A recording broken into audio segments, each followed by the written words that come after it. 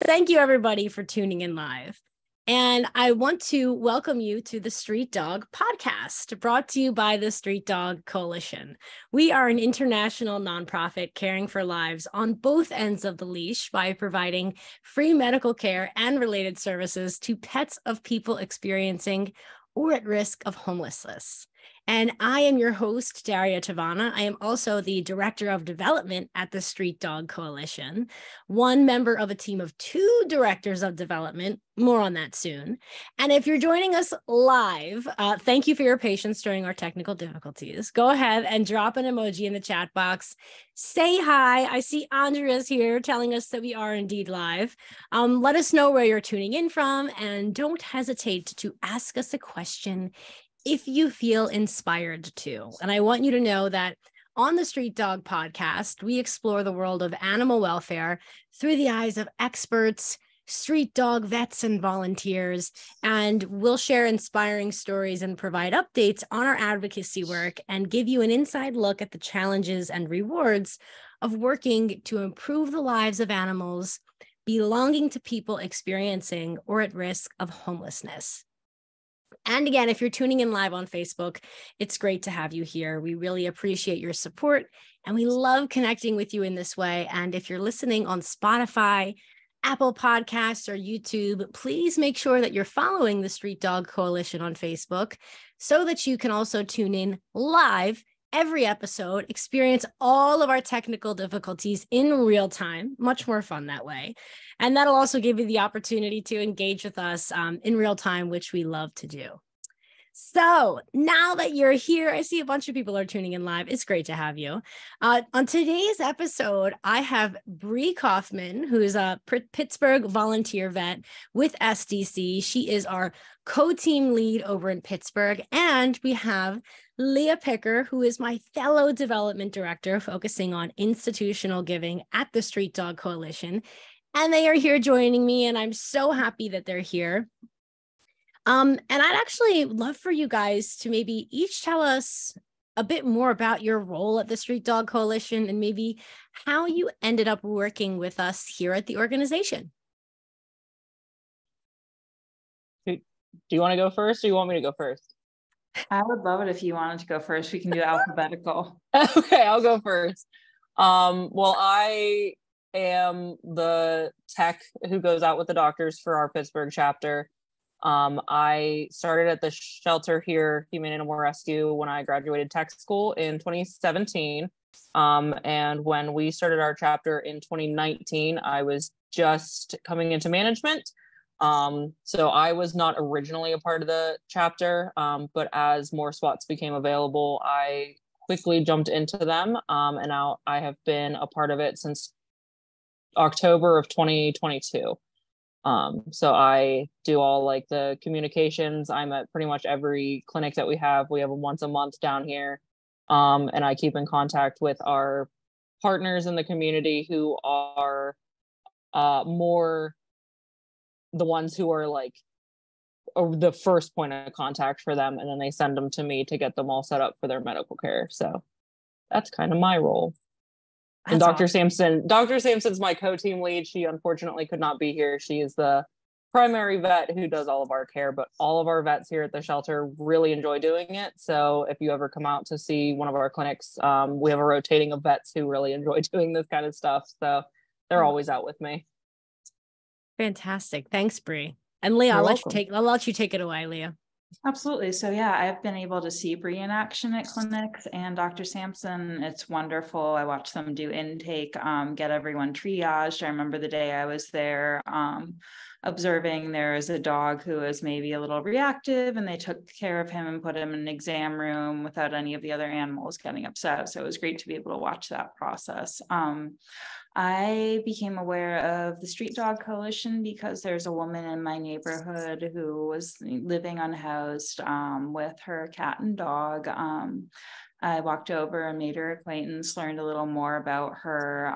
She mentioned that she accessed care for her pets, both of whom were like absolutely thriving through the Street Dog Coalition. So I looked a bit more into what SDC does and became involved from there.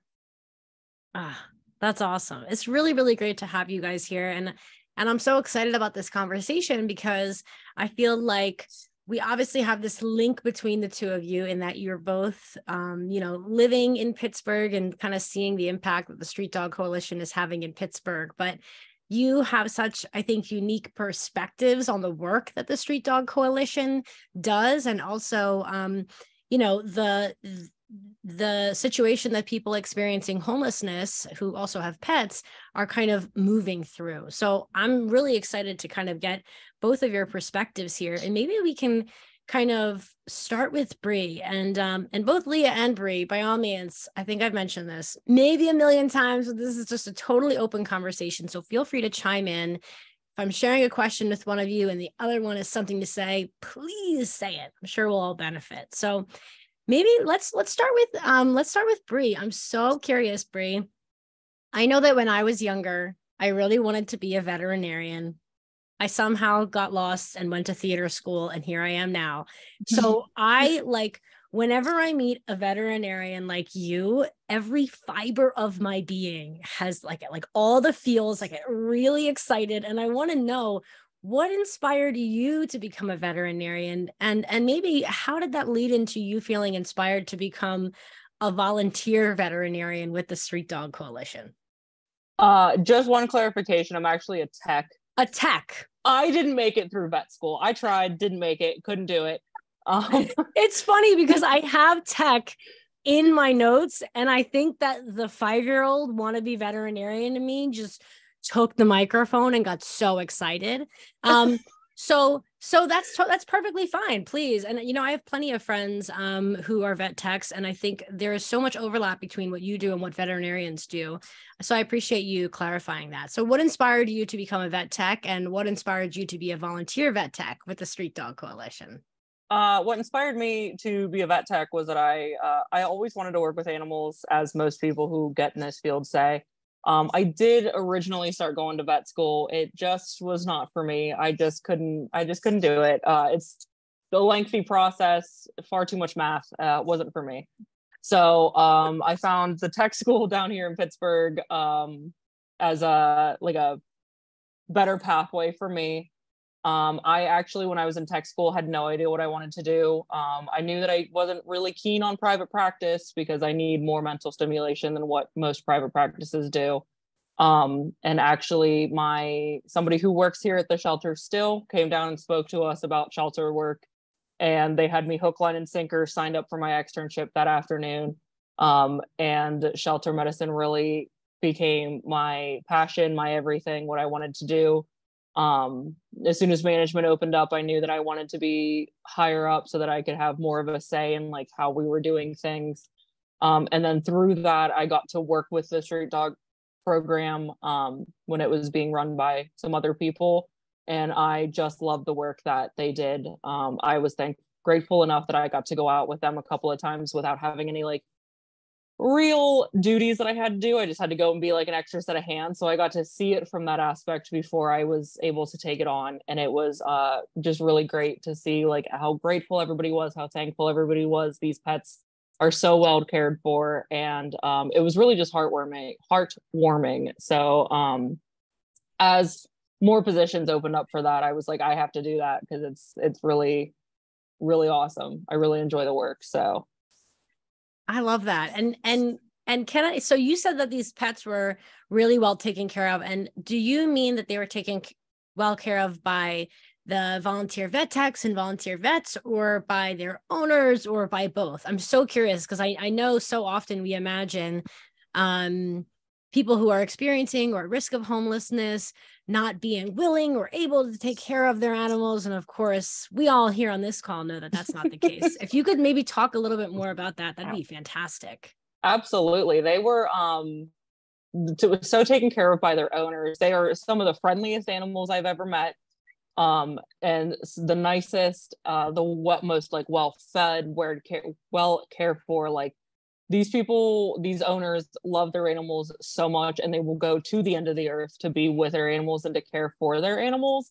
And it was just really rewarding to be able to help them out along this process because, not everybody can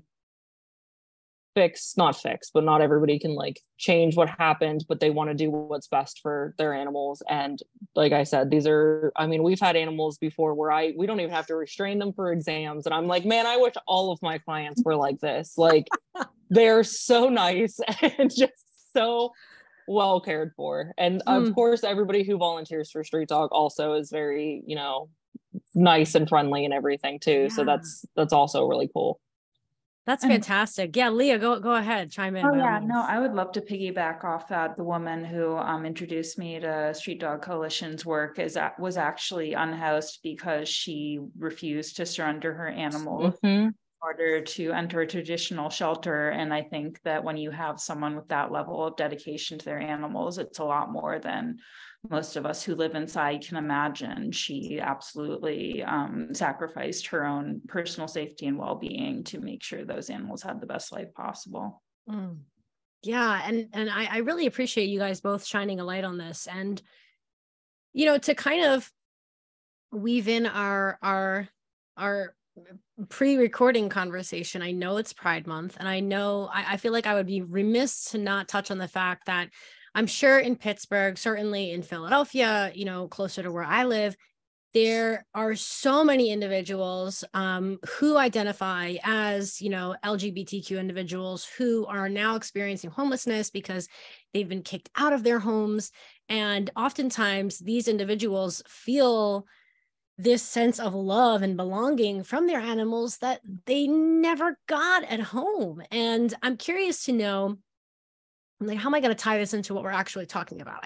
I personally just really wanted to pull that out and shine a light on it. I'm curious to know from both of your experiences, how would you describe the human animal bond between a person who's experiencing this level of financial hardship and their companion animal? How would you describe what you've seen specifically in Pittsburgh, and why is that bond so important?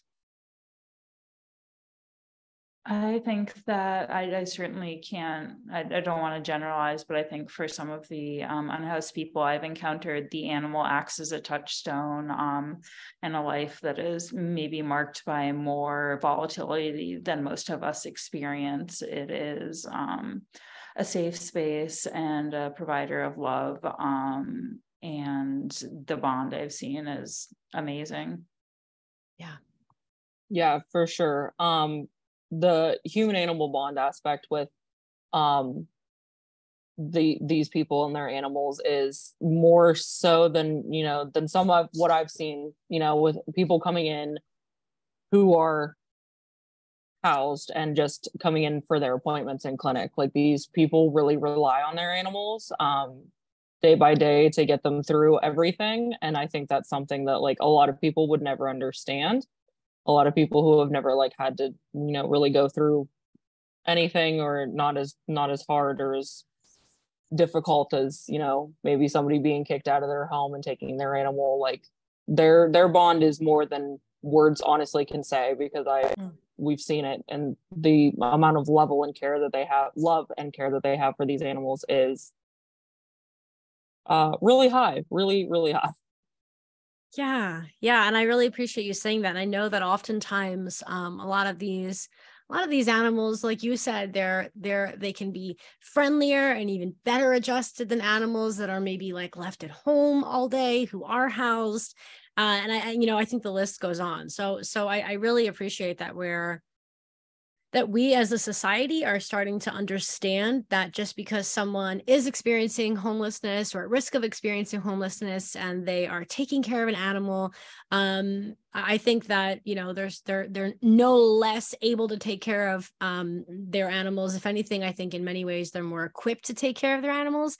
And then we have the organizations and incredible volunteer techs like you who are kind of allowing these individuals to receive the little bit of help that they need, right? Because I feel like for the most part, they're 95% of the way there. They sometimes just don't have, the means to vaccinate their animals or to, get certain medications for their animals, really simple, small things. So maybe, Bri, could you give us a little bit of insight into into what kinds of services you provide for these people and for these animals at street clinics in Pittsburgh. 90% of what we do is just annuals, vaccines, exams, heartworm tests, and making sure that they have flea and tick prevention and heartworm prevention. That is the vast majority of what we do. That's what they need. Sometimes we just need to get them up to date on their vaccine so they can stay where they're currently staying, or even get into housing, because a lot of housing requires vaccines. But I mean, that's most of what we do. We also, though, can offer like check skins, check ears, if they're having diarrhea, if they're vomiting, like we can do a pretty broad spectrum of stuff in the clinic.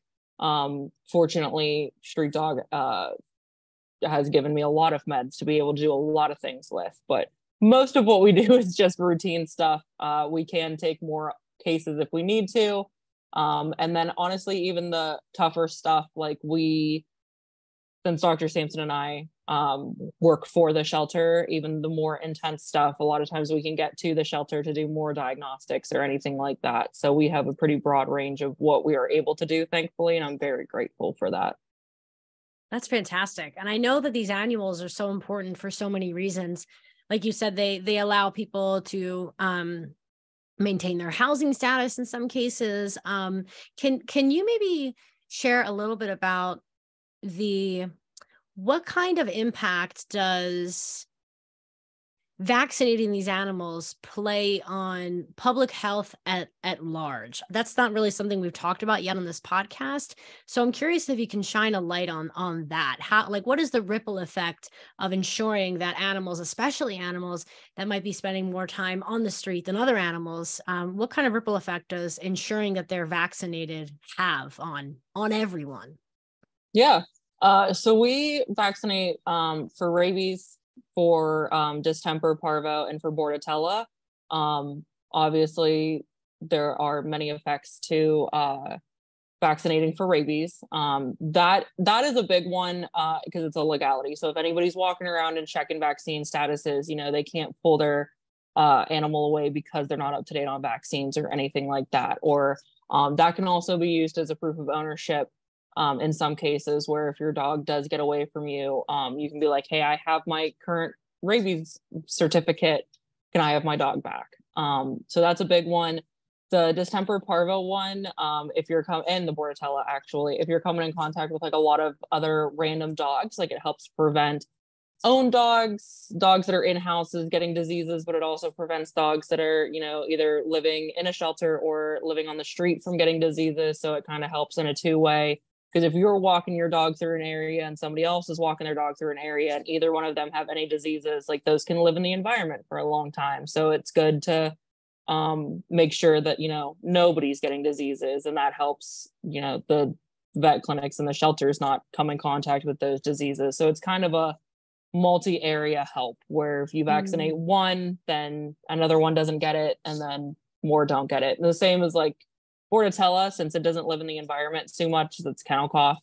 If you want to take your dog out to meet other dogs so that they can be social and have fun, you don't have to worry about spreading kennel cough through 42 different dogs. So that's fascinating. And it's okay. So there's this question that's on the tip of my tongue, and part of me is like, don't ask this question, but that means I want to ask this question.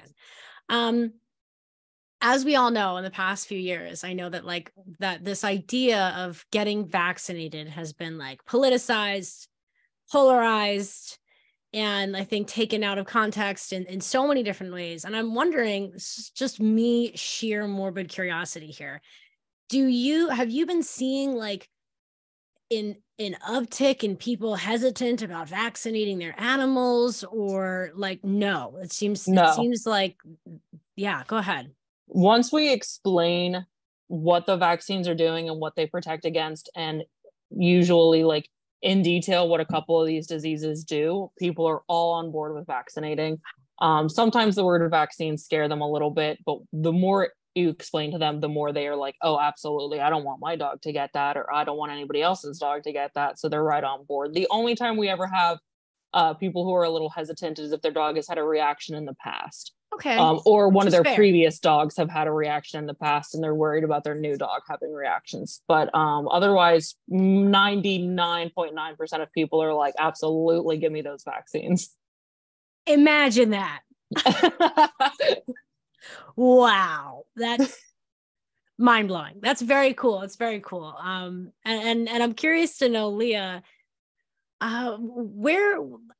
so you have such an interesting, I think, perspective on the work that we do at the Street Dog Coalition. Actually, maybe if you could tell us a little bit more about the work that you do at the Street Dog Coalition, and maybe how that plays into you being a Pittsburgh resident and you really being a champion for your city and the pets in your city and the people that care for those pets in your city. I would love to maybe hear a little bit more about that.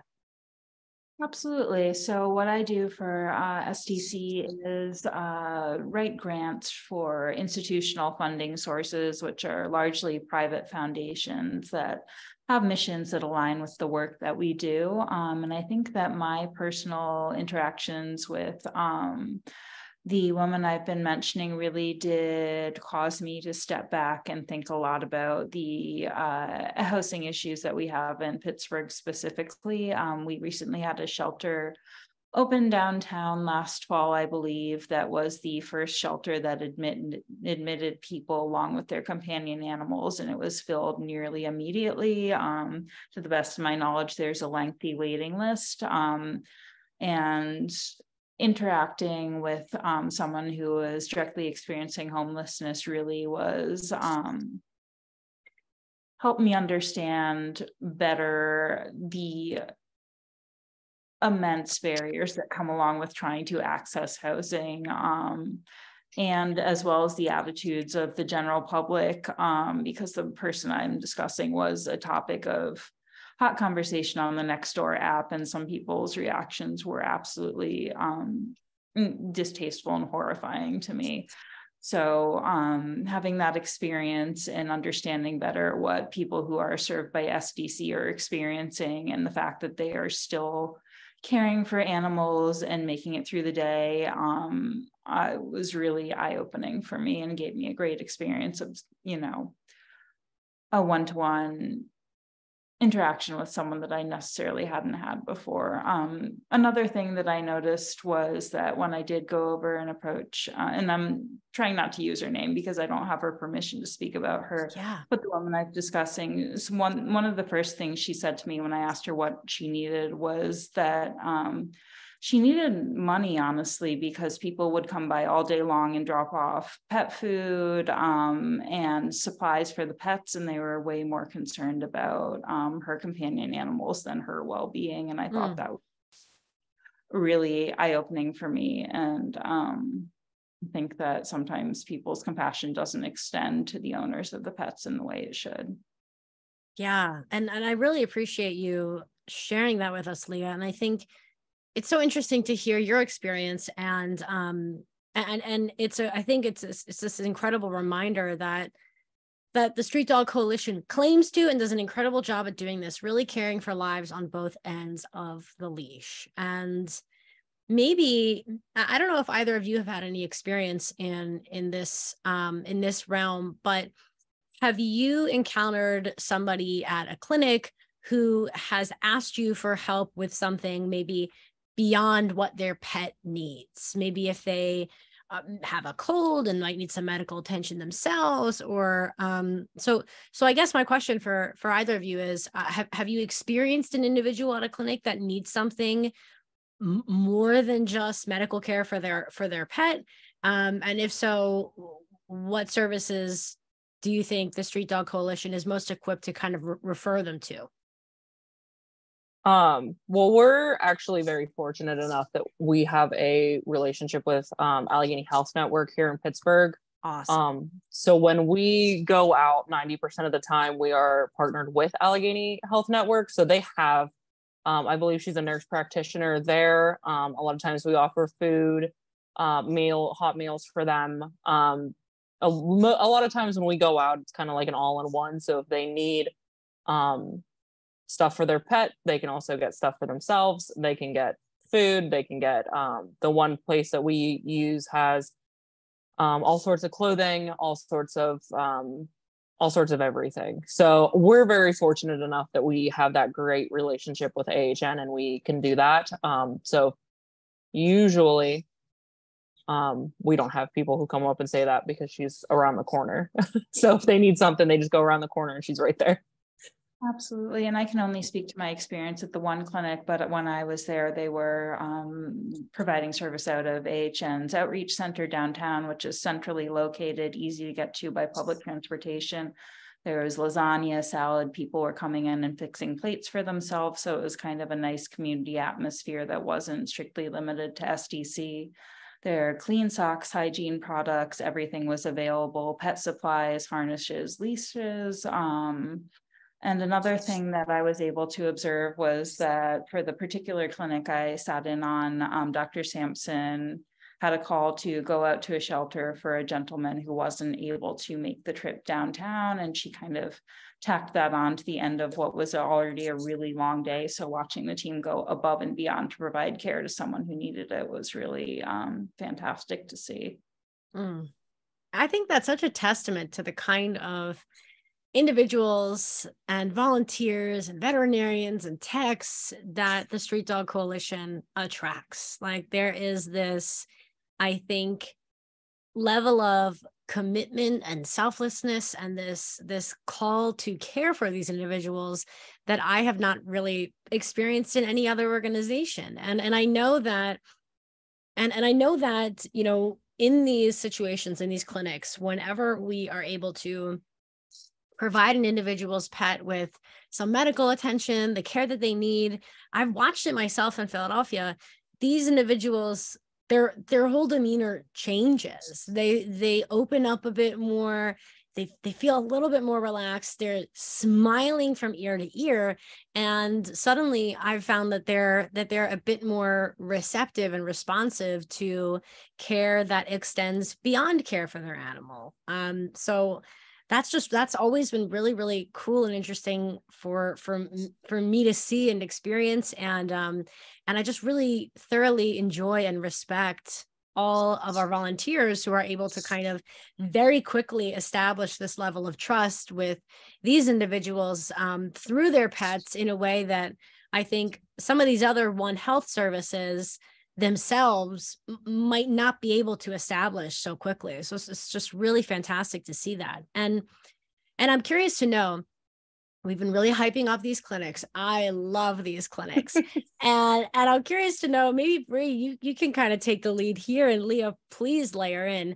How can individuals who find this work to be fascinating and who are sick and tired of walking past people experiencing homelessness and their animals, thinking to themselves, I wish I could do something, I wish I could help.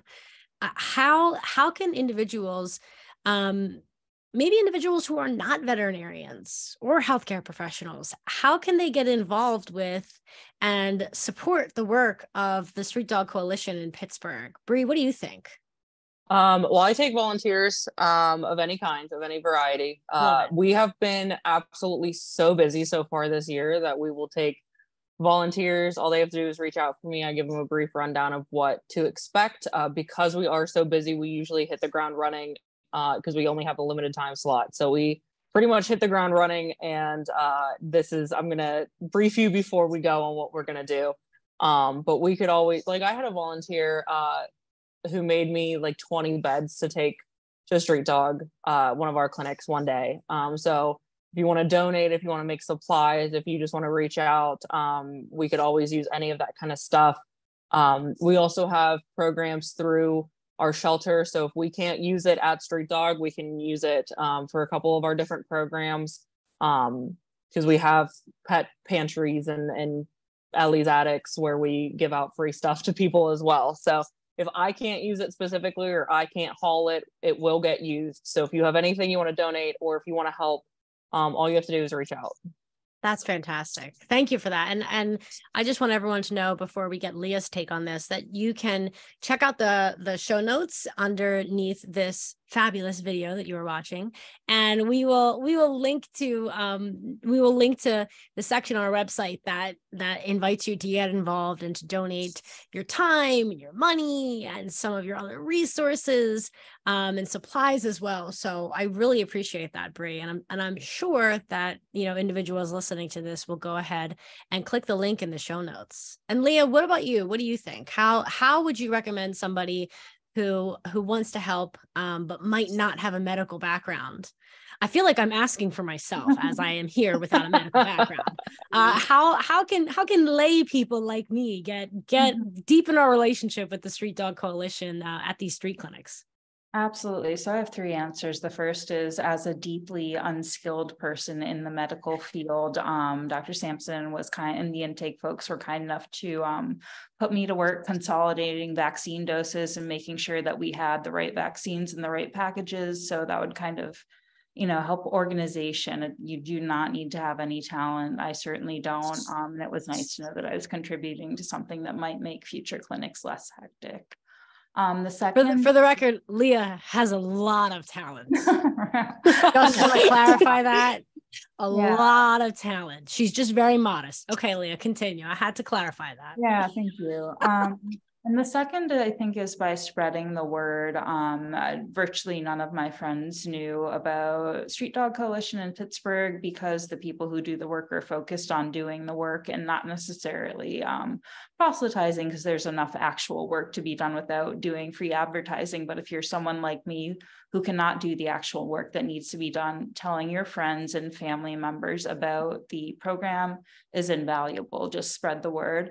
And the third is, when you encounter someone who's experiencing homelessness, ask them what they need. I think that I've tried to be good about that because my assumptions of what someone might need do not align with the lived experience. So if you see someone who looks like they need help, ask. It's really simple.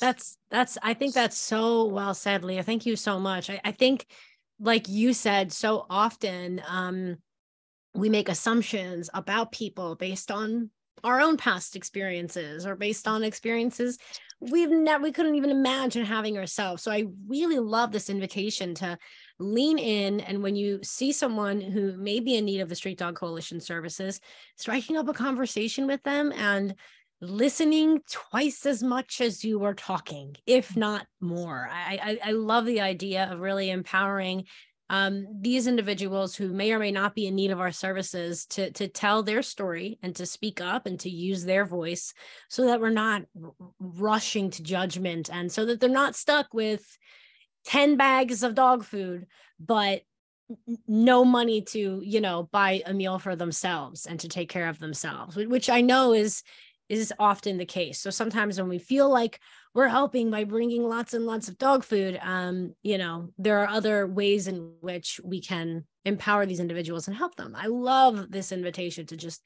ask them what they need. That's fantastic. You guys, I'm going to if I keep going, I'll just keep you on the line for another 20 minutes asking you questions.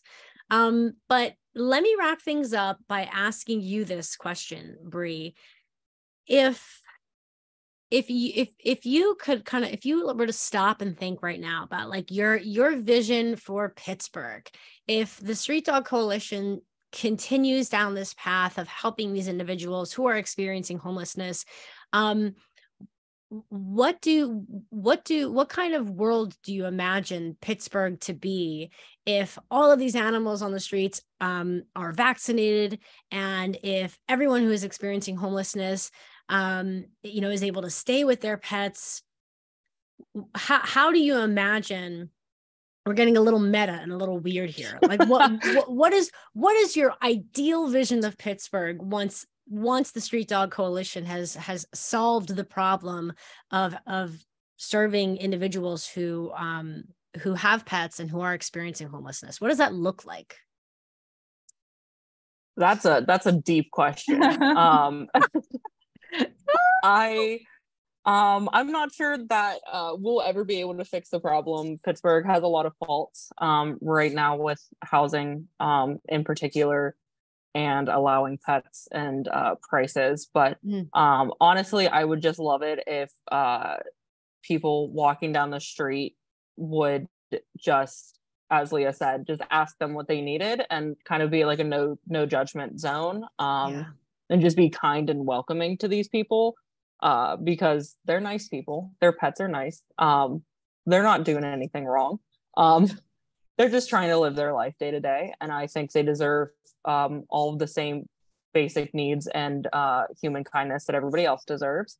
So that's my overall goal. That would be amazing. If we could just be a little kinder to people and work more as a giant community and helping each other. And if you have extra clothes, giving them to somebody that you see, or if you have extra dog food, donating it somewhere, instead of this almost me attitude that if I'm not going through it, then it doesn't matter. And I don't know that answered your question, but that would be my goal. That would be what I would want.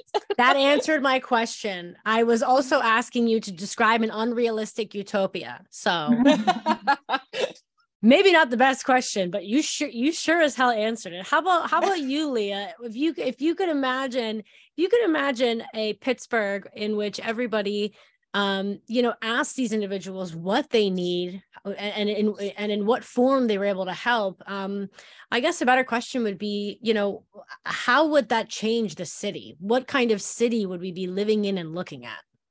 Absolutely. So I am a Pittsburgh transplant, and I absolutely love the city so much. And every time I say it, I need to check myself and realize that I am coming from the vantage point of a middle-class white woman, and that my experience is nowhere near universal. So what I would want for Pittsburgh is for everyone to have the chance to experience the city I experience, and lift everyone up to the degree of privilege that I have when I walk through and I'm able to take advantage of the parks without, getting kickback from anyone just for being there, take advantage of the cultural offerings of the city, all that stuff. I want everyone to have the chance to experience that. That's beautiful. And I really appreciate what both of you are doing for the city of Pittsburgh in terms of allowing this level of equality and dignity and respect to simply be more accessible to individuals that may not have the luxury of experiencing that all the time. That's really beautiful. Okay, maybe that question wasn't as weird as I thought it was. Great question. You guys, it has been so lovely. I'm seeing a bunch of people have been tuning in live. Quiet in the comments, but tuning in live nonetheless. And it's just been really, really fantastic, both Bri and Leah, to get you guys here chatting with us about Pittsburgh, about the Street Dog Coalition, about the road ahead and your vision for the future. And something tells me that we will be having you guys back here on the podcast very, very soon. Bri, I know that you have taken time out of your day, your very busy day. Leah, you as well. And I just want to thank you guys so much for being on this episode of the Street Dog Podcast. And for everyone listening, by all means, please go ahead, check out the show notes. You will see links there as to how you can donate, how you can get involved, and how you can share some of the supplies that you might have in excess at your home with our Pittsburgh team. And yeah, guys, I just want to thank you so much. It was really, really lovely chatting with you and hearing your stories and uplifting Pittsburgh. Thank you so much for your time and for the incredible work that you're doing. Thank you for having us. Thank you.